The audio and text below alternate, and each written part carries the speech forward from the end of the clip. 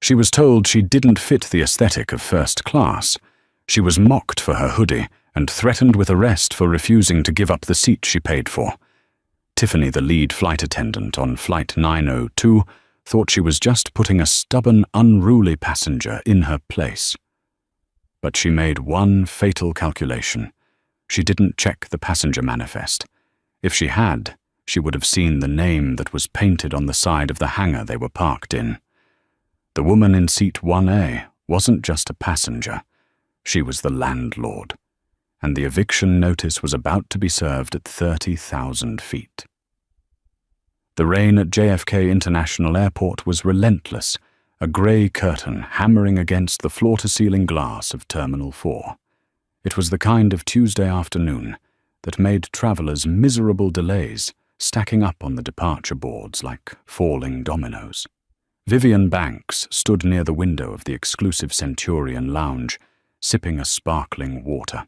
To the casual observer, Vivian looked like nobody. She wore a charcoal grey, oversized hoodie, black leggings, and a pair of worn-in sneakers. Her hair was pulled back in a messy bun, and she carried a battered leather tote bag that looked like it had seen better decades. There were no logos visible on her, no flashy diamonds, no Gucci belts.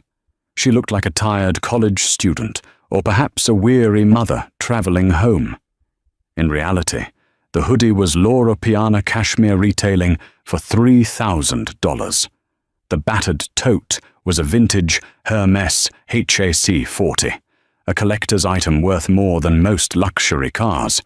And Vivian Banks wasn't just a passenger. She was the CEO of Orion Infrastructure, a global conglomerate that had exactly 48 hours ago finalized a 99-year lease acquisition of the management rights for 3 major terminals at this very airport. She was tired because she had spent the last 3 days in a boardroom war with city officials and union representatives. She just wanted to go home to London. Flight 902 to Heathrow boarding now at gate B32. The announcer's voice crackled overhead. Vivian sighed, picked up her bag and walked out of the lounge. She bypassed the chaos of the general boarding area, heading straight for the priority lane. The scanner beeped green as she scanned her digital boarding pass, 1A, first class. She walked down the jet bridge, the cold, damp air of the tunnel hitting her face. As she stepped onto the aircraft, a Boeing 777-300ER flagship for Vanguard Airways, she felt a wave of relief. Vanguard was known for its privacy pods. She just needed sleep. "Welcome aboard," a flight attendant said mechanically to the man in the suit in front of her. The attendant, whose name tag read Tiffany, had a smile that didn't reach her eyes.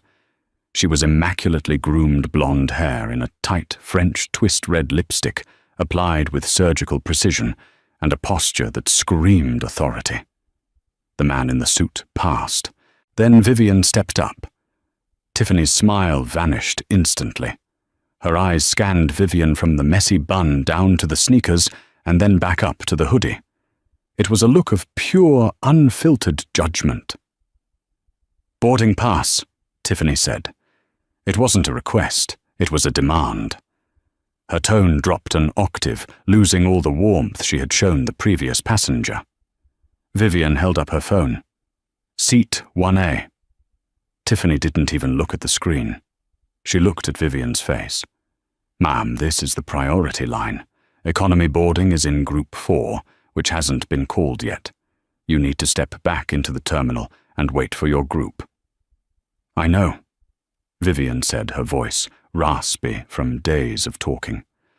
"I'm in first. Seat 1A." She tried to step forward, but Tiffany physically shifted her body to block the aisle. It was a subtle move, but aggressive. "Let me see that," Tiffany snapped, snatching the phone from Vivian's hand. She stared at the screen, her brow furrowing. The QR code clearly stated V, Banks, 1A, first class. Most people would apologize. Tiffany, however, let out a sharp scoff. "System error," she muttered loud enough for the people behind Vivian to hear. "Excuse me," Vivian asked, her patience thinning. "There's been a glitch in the app all day," Tiffany said, handing the phone back as if it were contaminated.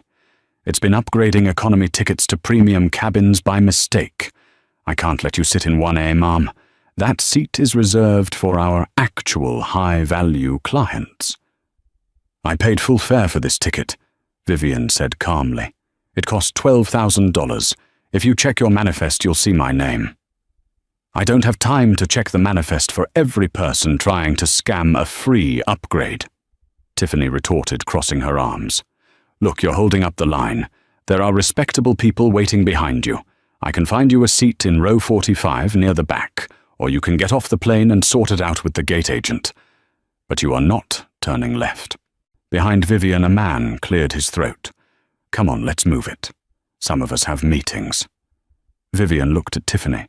She saw the smugness, the absolute certainty that she, a black woman in a hoodie, could not possibly belong in the world of luxury travel. Vivian had dealt with billion-dollar hostile takeovers. She had negotiated with warlords in lithium-rich regions. She wasn't going to be intimidated by a flight attendant with a prejudice problem. "I'm going to my seat," Vivian said, stepping around Tiffany. "Excuse me, you can't—" Tiffany reached out to grab Vivian's arm, but Vivian was already moving. She turned left, walked into the first-class cabin, found the suite marked 1A, and sat down. She buckled her seatbelt, put on her noise-cancelling headphones, and closed her eyes. She hoped that was the end of it. She was wrong. 5 minutes later, the headphones were ripped off her head. Vivian's eyes snapped open. Tiffany was standing over her face flushed with anger. But she wasn't alone.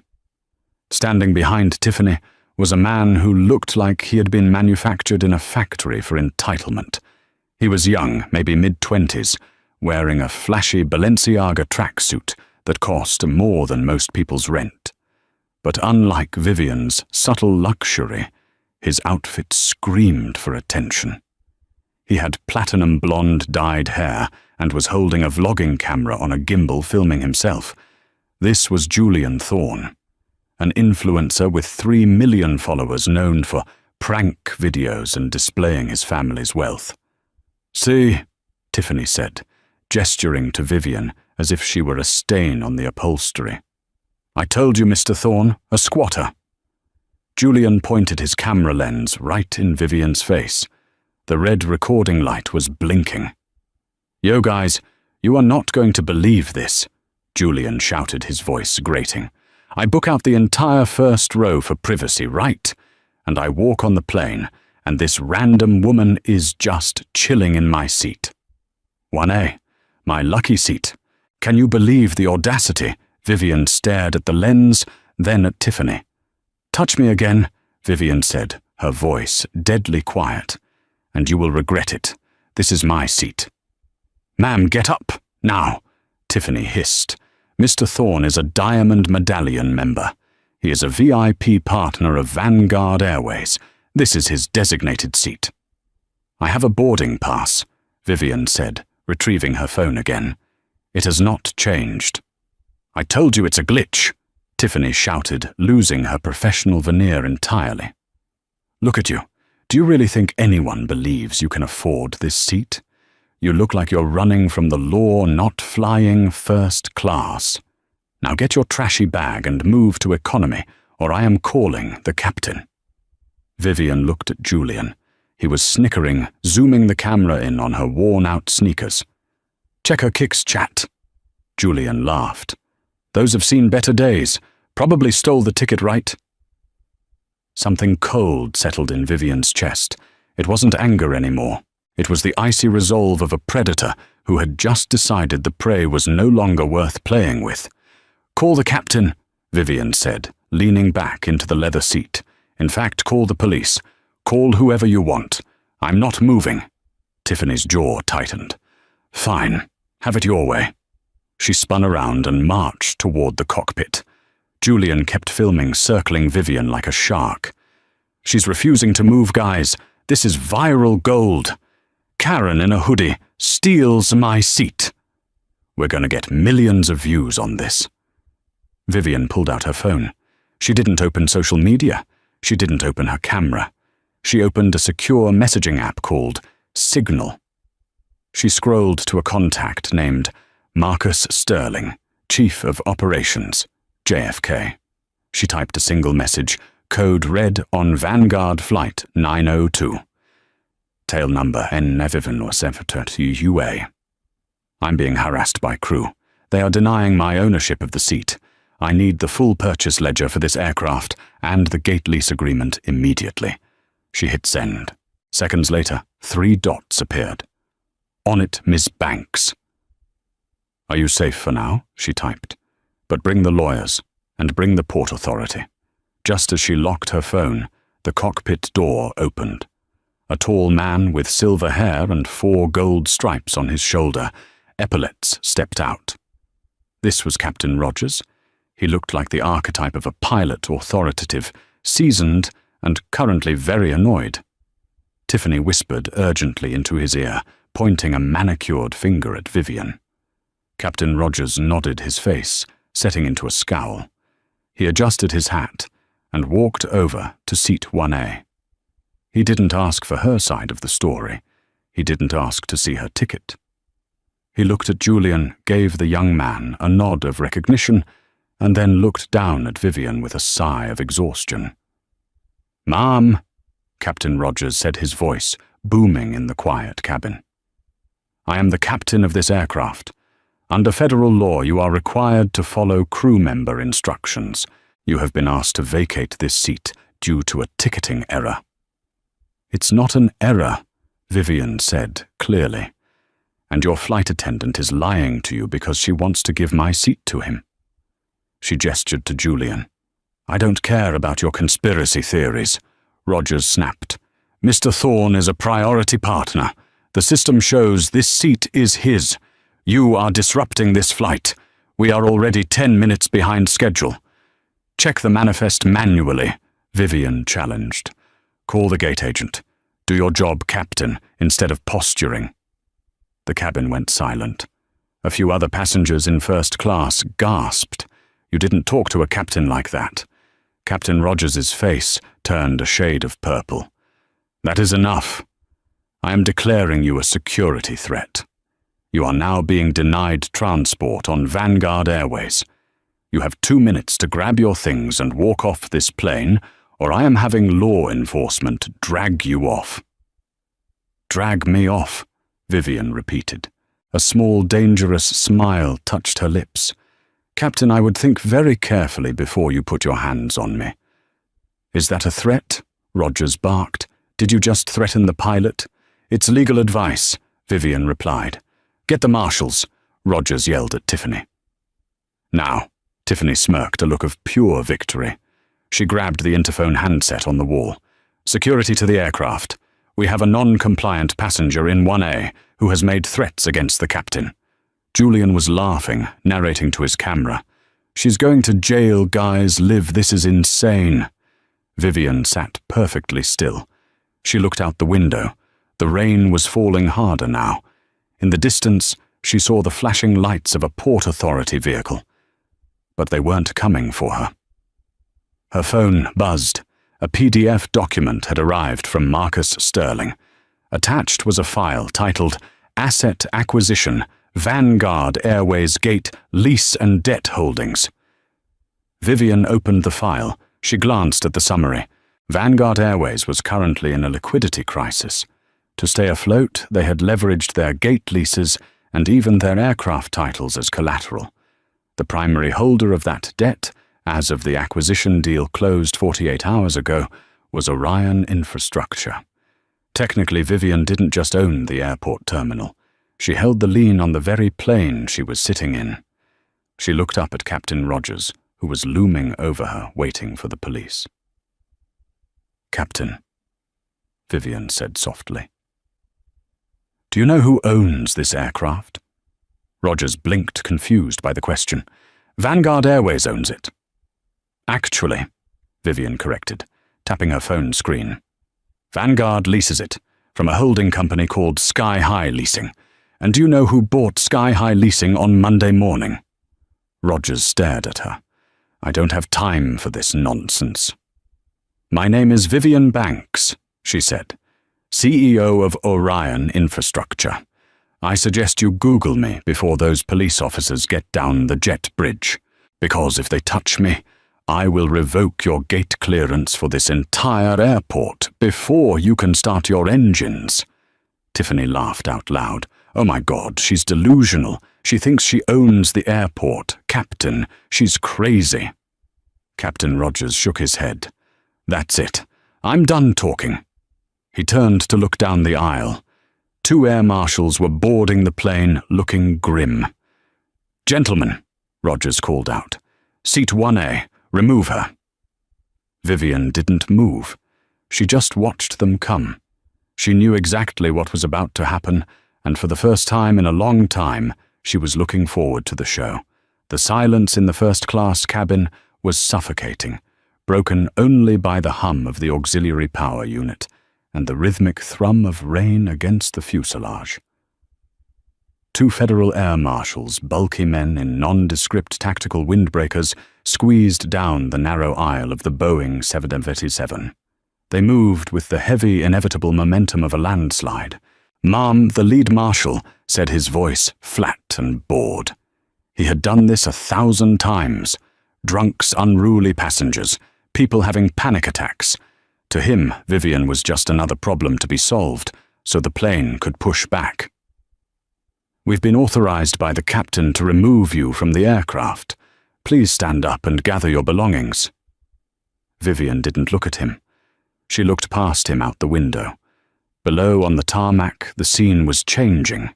The standard luggage carts and fuel trucks were being hastily diverted. A convoy of 3 black Cadillac Escalades, flashing blue emergency strobes, tore across the restricted zone of the tarmac, an area usually strictly forbidden to non-airport vehicles. They screeched to a halt right next to the front landing gear of the plane. "Ma'am." The marshal's voice sharpened. He reached out and clamped a hand onto Vivian's shoulder. "I am not asking. Stand up. Get your hands off her," Julian Thorne yelled, though not in defense. He was zooming his camera in. "Look at this resistance. They're going to tase her world star." Tiffany stood behind the marshal's arms, crossed a smug, satisfied smirk plastered on her face.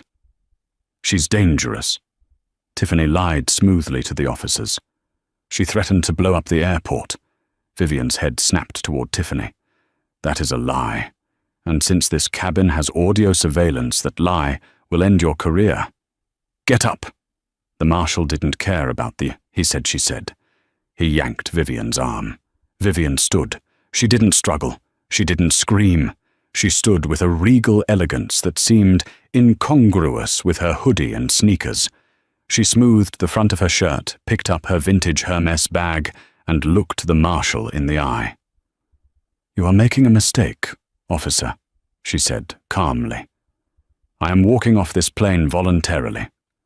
But I promise you, this plane is not leaving this gate."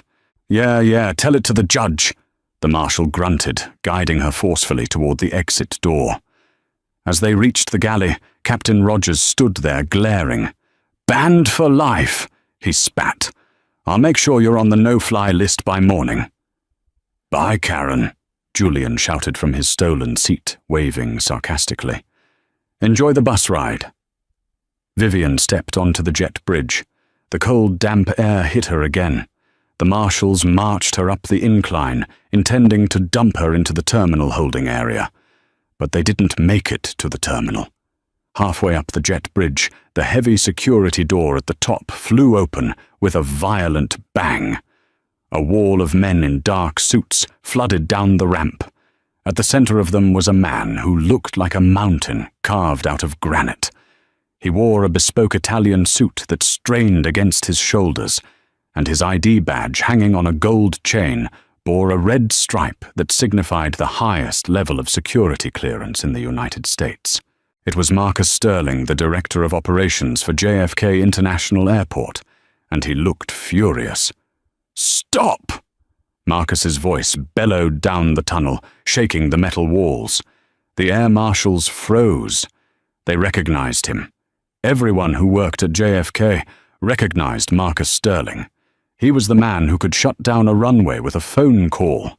He was the man the FBI called when they had a problem at the airport. Director Sterling, the lead marshal, stammered, loosening his grip on Vivian's arm.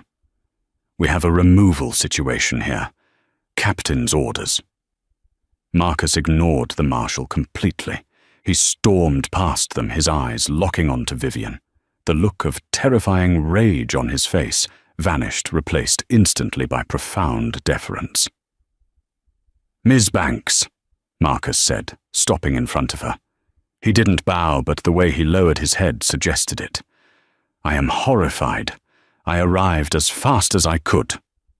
Vivian rubbed her arm where the marshal had grabbed her. "You're late, Marcus. They put their hands on me." Marcus turned slowly to the air marshals. His eyes were cold, dead things. "You touched her. Sir, she was refusing orders from the pilot." The marshal defended, though his voice wavered. "We were doing our job." "Your job," Marcus hissed, stepping into the marshal's personal space, "is to protect passengers, not manhandle the owner of the facility you are standing in. Do you know who this is?" The marshal shook his head, looking from Marcus to the woman in the hoodie. "This is Vivian Banks," Marcus announced, his voice echoing off the aluminum walls, CEO of Orion Infrastructure. As of 48 hours ago, she is the primary leaseholder of Terminal 4. She effectively owns the ground you are standing on, the gate this plane is parked at, and the mortgage on the aircraft behind you. The silence that followed was heavier than the plane itself. "I want the captain out here," Vivian said softly. "And the flight attendant, the blonde one. Tiffany." "Get them," Marcus ordered his security team. 2 men in suits marched past the stunned air marshals and into the aircraft. "Wait," Vivian added. "And the boy with the camera. I want him too. He's been recording everything. We'll need that evidence." Inside the aircraft, the mood had shifted from tension to confusion. The passengers saw the unruly woman leave, but the plane hadn't pushed back. Instead, 2 men in sharp suits had boarded and were currently speaking to Captain Rogers in hushed, urgent tones. "I am the captain of this vessel," Rogers was shouting, his voice cracking. "You can't order me off my own ship. Sir, this is a direct order from Port Authority and Airport Operations," the security agent said calmly. "If you do not comply, we will cut ground power and tow this aircraft to the impound hangar with the passengers still on board. Step out. Now." Rogers, pale and shaking with rage, grabbed his hat. "This is outrageous. I'll have your badges." He stormed out, followed by a terrified Tiffany, who had lost all her color. Julian Thorne, realizing the content, was moving outside eagerly, followed, camera still rolling. "Yo, update," Julian whispered to his stream. "The feds are here or something. They dragged the pilot out. This is huge." They gathered in the middle of the jet bridge. The scene was surreal. Vivian Banks was leaning against the railing, checking her emails on her phone. Marcus Sterling stood beside her like a bodyguard. The 2 air marshals looked like children who had been caught breaking a vase. Captain Rogers marched up to Marcus. "Sterling, thank God. Get these goons off my plane. That woman," he pointed a trembling finger at Vivian, "is a security risk. Captain Rogers." Vivian said, not looking up from her phone. "How long have you flown for Vanguard?" 30 years, Rogers snapped, "and I have never seen such disrespect." 30 years, Vivian repeated. She finally looked up. Her eyes were hard. "Then you should know the terms of your airline's operating agreement, specifically Clause 14, Section B, regarding insolvency and asset seizure." "What are you talking about?" Rogers demanded. Vivian held out her hand. Marcus placed a thick folder into it.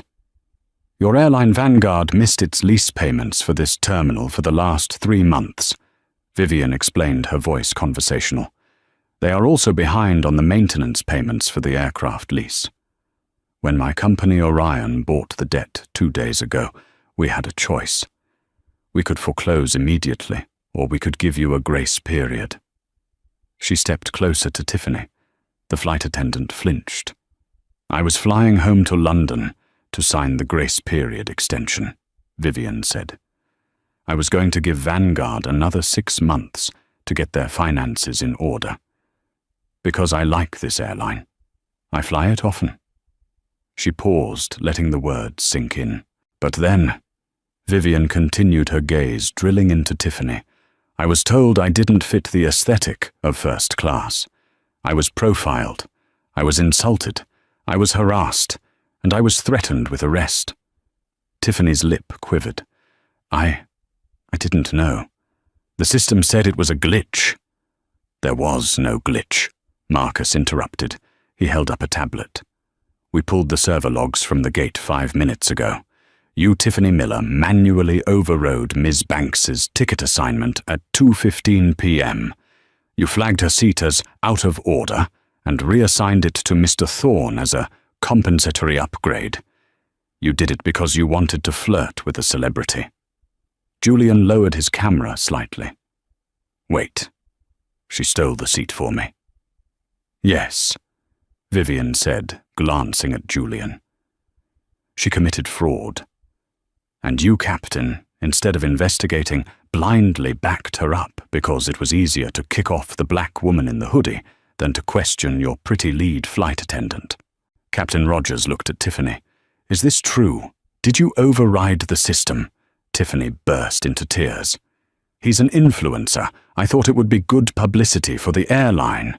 She looked like a bum. How was I supposed to know she was the landlord?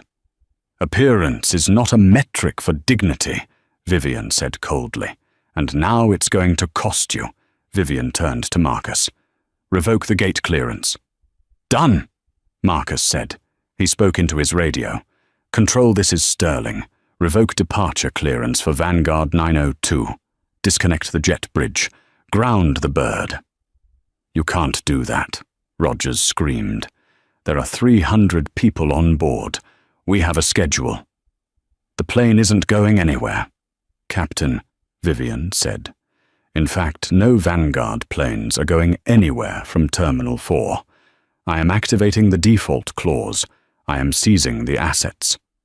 She looked straight into Julian's camera lens.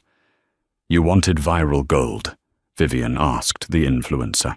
Here it is. You are witnessing the bankruptcy of an airline live in 4K. But how do I get to London? Julian asked, his voice small. You don't, Vivian said.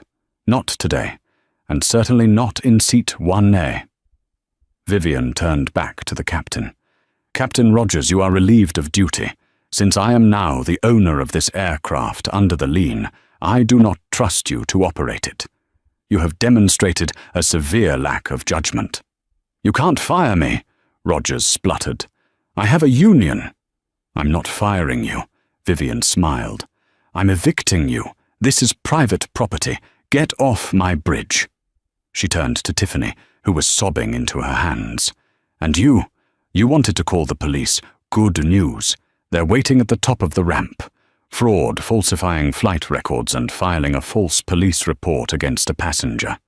The Port Authority police are very interested in your statement. Vivian adjusted her tote bag on her shoulder.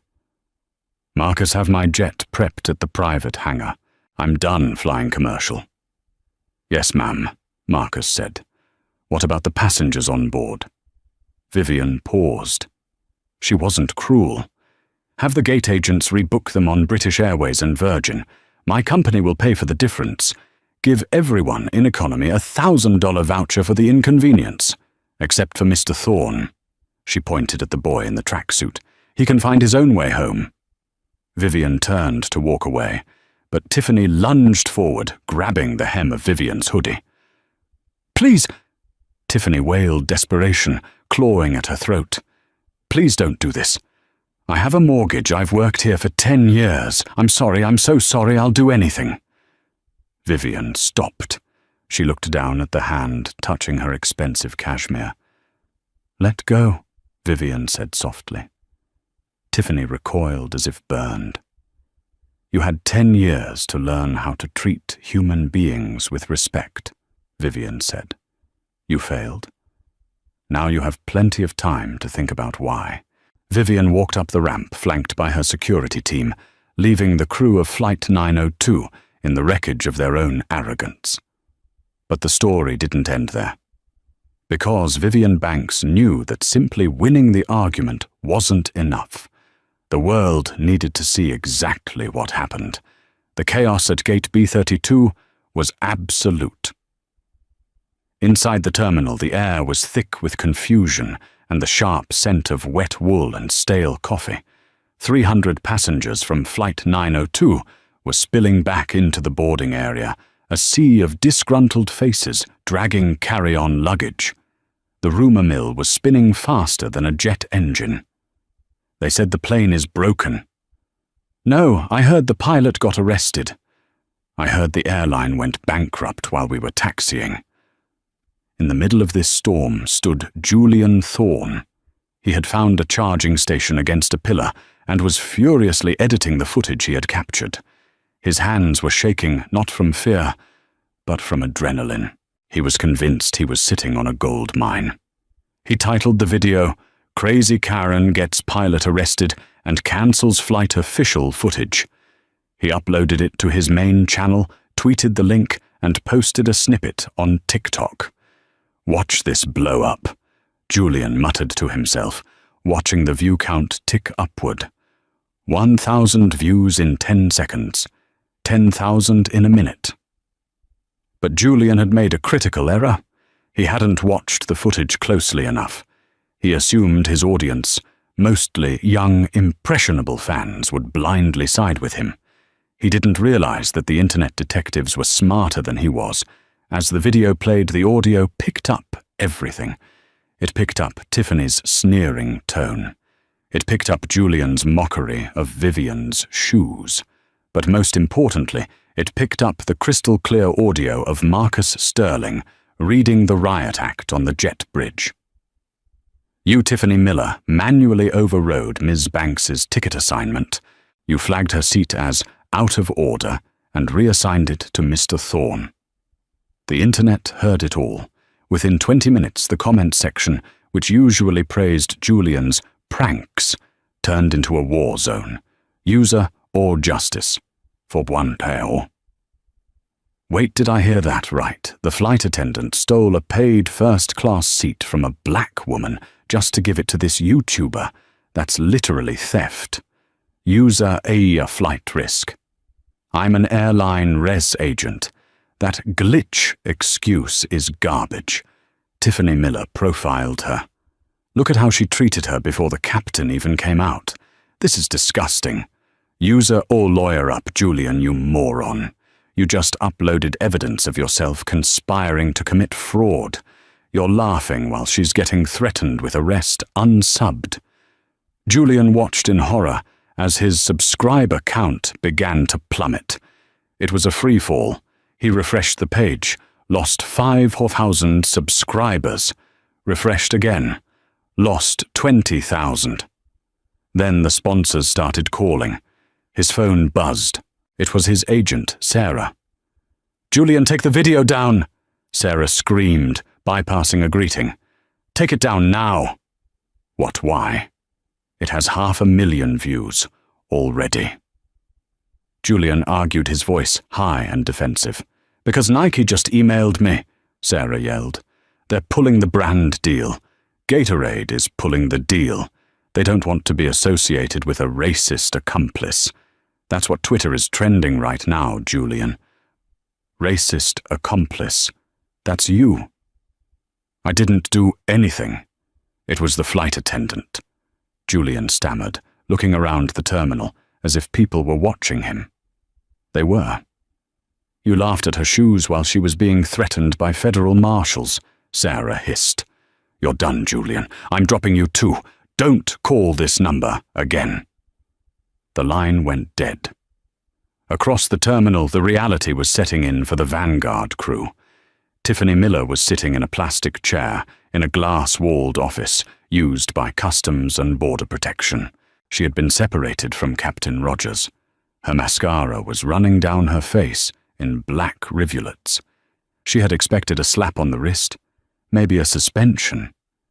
But the man sitting across from her wasn't an airline supervisor. He was a detective from the Port Authority Police Department, and next to him was a lawyer from Orion Infrastructure. "Ms. Miller," the detective said, placing a printed log onto the table. "We have the server data. At 2:14 p.m., you accessed the passenger manifest. You located Vivian Banks. You noted she was a solo traveler. You then entered a code OOS7, which stands for Seat Out of Service Due to Biohazard. Is that correct?" Tiffany stared at the table. I thought... You marked the seat as having a biohazard." The lawyer from Orion cut in, his voice sharp as a razor. "That is a federal offense, Ms. Miller, falsifying maintenance records for an aircraft. But you didn't stop there. You then manually assigned that biohazard seat to Mr. Thorne. So which is it? Was the seat covered in vomit? Or did you just want to give it to the cute boy you follow on Instagram?" Tiffany put her head in her hands. I didn't know who she was. She was wearing a hoodie. She didn't look like she belonged in 1A. "So you admit it was discriminatory?" the lawyer asked, clicking a pen. "Thank you. That's all we needed for the civil suit." "Civil suit?" Tiffany choked out.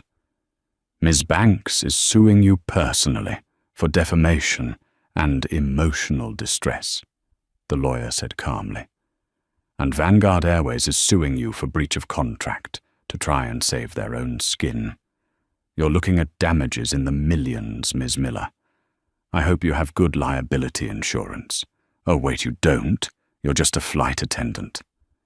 Meanwhile, outside on the rainy tarmac, a very different scene was unfolding. A sleek Gulf Stream G150R was being prepped. The tail number was VB-01. Vivian Banks sat in the cream-colored leather captain's chair of her private jet, sipping a cup of hot tea. The rain hammered against the windows, but inside it was warm and silent. Marcus Sterling stood by the door. "The passengers have been rebooked, Miss Banks," Marcus reported. First-class passengers were moved to British Airways. Economy was given vouchers. The backlash against Vanguard is already hitting their stock price. It's down 12% in after-hours trading. Vivian nodded, looking at her tablet. She was watching the same video Julian had posted. She watched herself standing tall against the marshals. "It's funny, Marcus," she said thoughtfully. "Money doesn't change people. It just amplifies who they really are. That boy, that pilot, that woman. They showed me their true selves because they thought I was powerless." "Power is often invisible, Ma'am," Marcus said. "Make sure the video stays up," Vivian ordered. "Don't issue a copyright strike. Let the world see it. I want every service employee, every CEO and every pilot to watch that video, and remember you never know who you're talking to." "Understood," Marcus said. "Oh, and Captain Rogers. What about him?" "He's requesting a meeting. He says there's been a misunderstanding." Vivian laughed, a dry, humorless sound. "Tell him I'm busy. I have a flight to catch."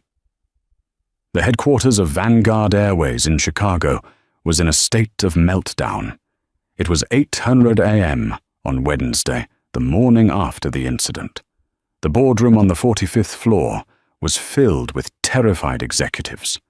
At the head of the table sat Arthur Vance, the CEO of Vanguard. He was a man who usually projected calm authority, but today he looked like he hadn't slept in a week. On the large screen at the front of the room was a graph. It was a steep red line, plunging downward the company's stock value. We have lost $400 million in market cap in 12 hours. Vance said, his voice trembling with suppressed rage, because one flight attendant decided to play God and one captain decided to back her up. It's worse than the stock, Arthur, the PR director said, scrolling through a tablet. The hashtag #WasserBoycottVanguard is the #1 trend globally. People are cutting up their loyalty cards on TikTok, and we just got a call from the FAA. They're launching an audit into our priority upgrade practices. Vance slammed his fist on the table. Get Vivian Banks on the phone. We tried, sir, the general counsel replied, looking pale. Her assistant said she is currently unavailable. She's in London, meeting with the regulatory board regarding the terminal lease. The lease, Vance whispered. He sank back into his chair. If she cancels the lease, we lose our hub at JFK. We lose access to the Atlantic routes. We're dead. We are Chapter 11 by Friday. She sent a letter, the lawyer added hesitantly. He slid a thick envelope across the mahogany table. Vance ripped it open. It wasn't a lawsuit. It was a termination of services notice.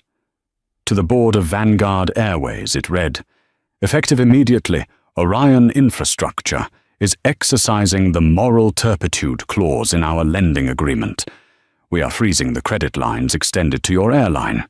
Furthermore, Captain James Rogers is hereby designated persona non grata at all Orion-managed facilities.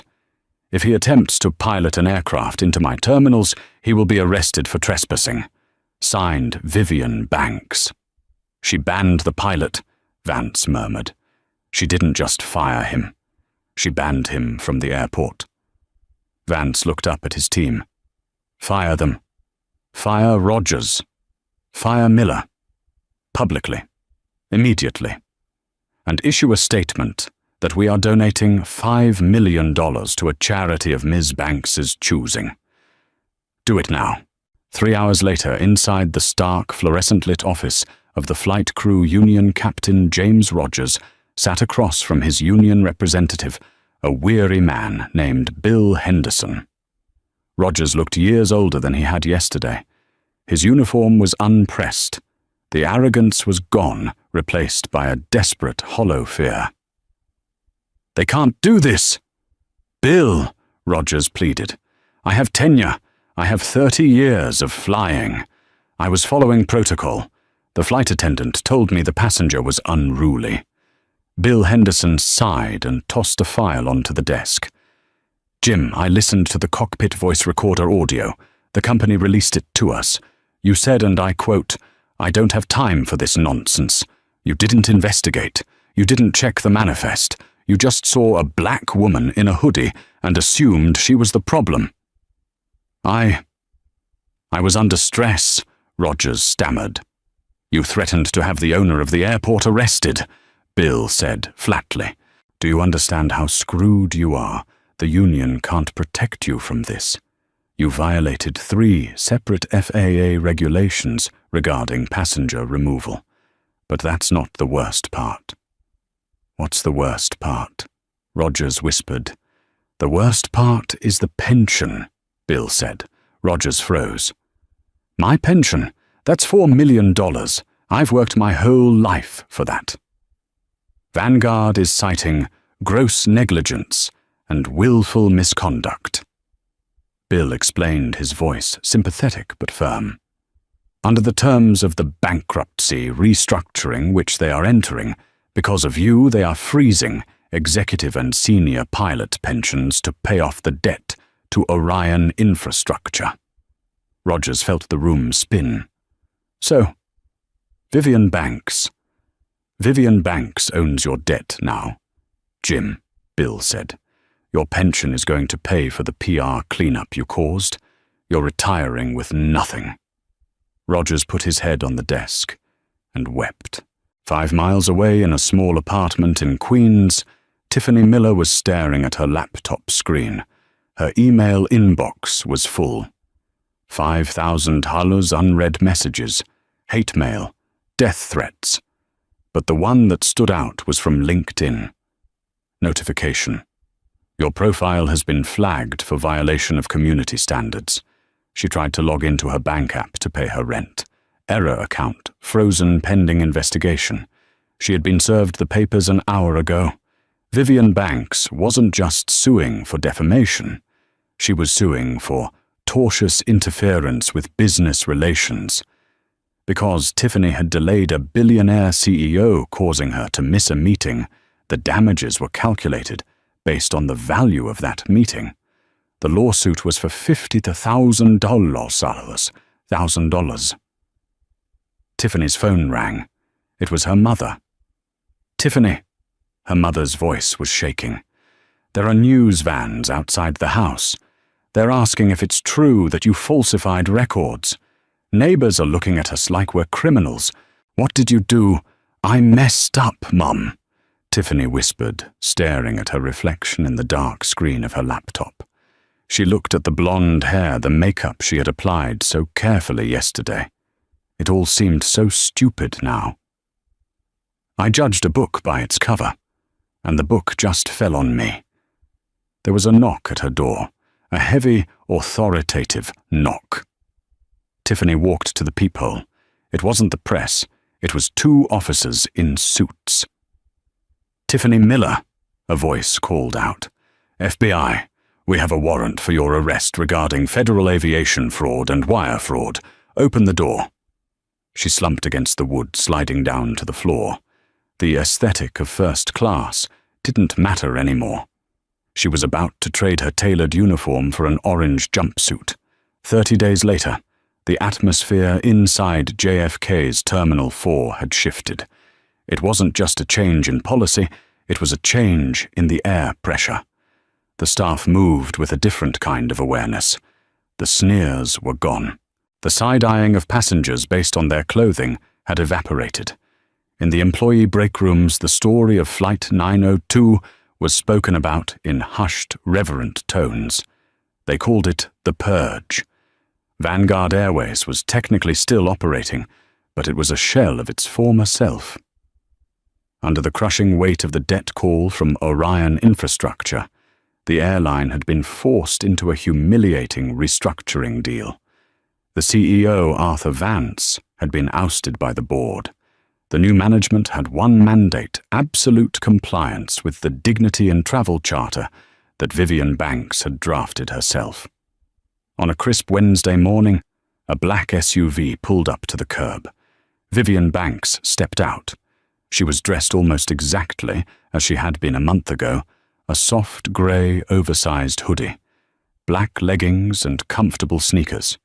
She carried the same vintage Hermes bag. "Are you sure about this, ma'am?" Marcus Sterling asked, stepping out of the vehicle behind her. "We can take the private entrance. You don't need to go through the main terminal." Vivian adjusted her sunglasses. "No, Marcus, I need to see if it worked. A landlord should always inspect their property." They walked into the terminal. The hum of the crowd was the same, but the details were different. Vivian watched a gate agent helping an elderly woman with broken English navigate the kiosk. A month ago, that agent might have rolled their eyes.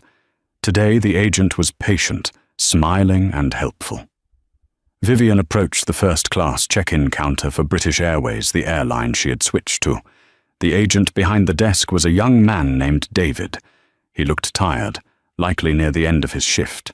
When he saw Vivian approach in her hoodie, he didn't stiffen. He didn't look for a security guard. He smiled warmly. "Good morning, ma'am. Heading to London today." Vivian handed him her passport. "Yes. Seat 1A. David scanned the passport. The moment the name Vivian Banks flashed on his screen, his eyes went wide. His posture straightened reflexively, but not out of fear, out of recognition. He knew the legend. Everyone did. He didn't make a scene. He didn't call a manager. He simply looked up, met her eyes with genuine respect and nodded. "It is an honor to have you flying with us, Ms. Banks," David said softly. I've updated your baggage preference. Is there anything else we can do to make your wait more comfortable? No, thank you, David. Vivian smiled. Just the boarding pass. As she took the ticket and walked toward security, she passed a newsstand. The televisions were tuned to a national news network. The headline on the screen read, "Former flight attendant pleads guilty."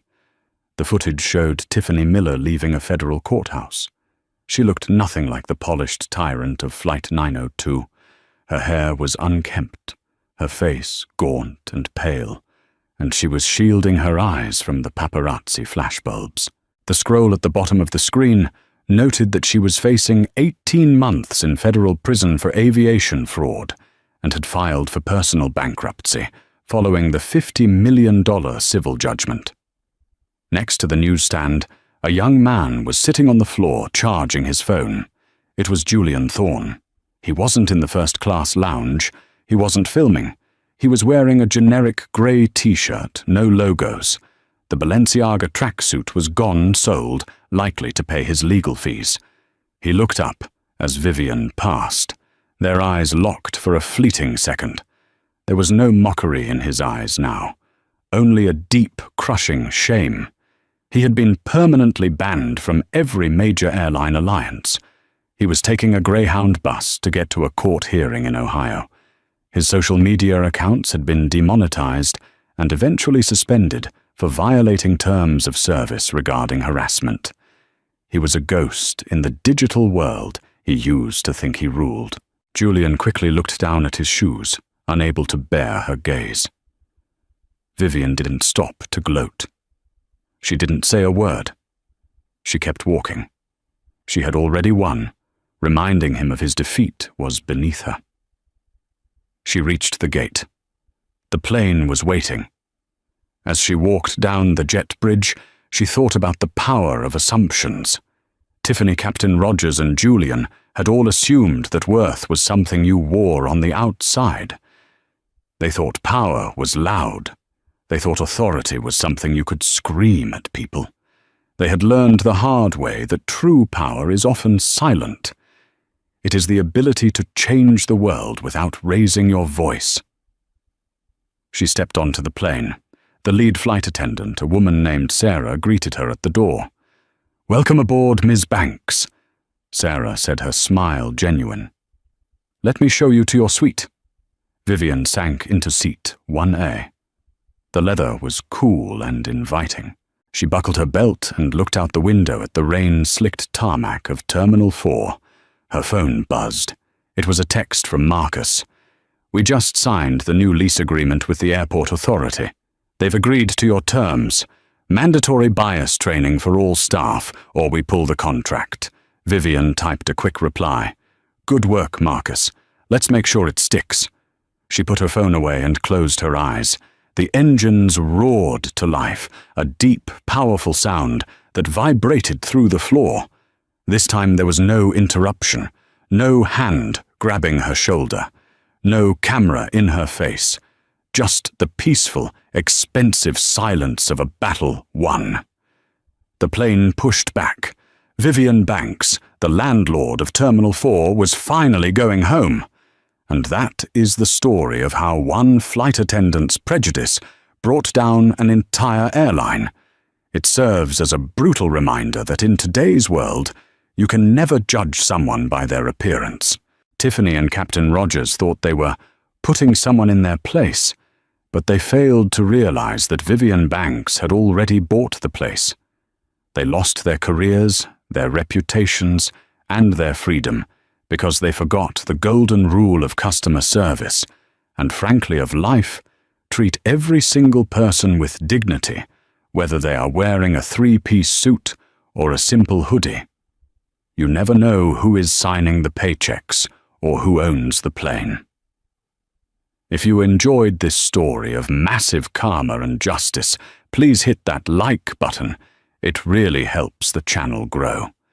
Don't forget to share this video with anyone who needs a reminder to be kind, and subscribe with notifications on so you never miss a new story. I've got an even crazier story coming up next week, about a waitress who buys the restaurant that fired her. You won't want to miss it. Thanks for watching.